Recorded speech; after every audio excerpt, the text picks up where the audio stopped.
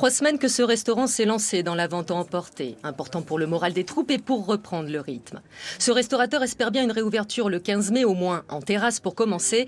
Dans quelques semaines, il faudra complètement relancer la machine, refaire cartes et menus, rappeler les fournisseurs et embaucher 5 à 10 personnes suivant la situation. Moi, j'ai déjà embauché quelqu'un en janvier et je continue à recevoir des CV et si je trouve des personnes qui sont bien, je ne vais pas hésiter à les embaucher directement, quitte à les mettre en chômage partiel d'abord, leur faire un petit peu d'heures et rapidement les mettre à temps plein. Si certains ont recommencé à recruter, d'autres attendent que l'horizon s'éclaircisse. C'est bien ce que constate Pôle emploi. L'annonce d'un calendrier de réouverture devrait libérer le recrutement. Des entreprises dans la restauration qui annoncent des besoins en recrutement, mais qui, en fonction de la date d'ouverture, décalent le recrutement. Mais on a des besoins et les recruteurs nous disent on est là, on est prêt, on est sur les starting blocks.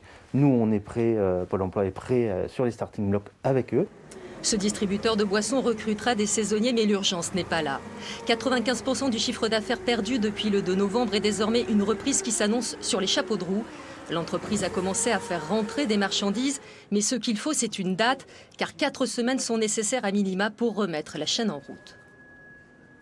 Il nous faut des produits qui soient fabriqués. Il nous faut des transporteurs qui puissent nous transporter évidemment nos produits. Il faut que nos clients soient prêts. Il faut que nos gars en transport soient en forme pour reprendre. Ça fait 6 mois qu'on est à l'arrêt.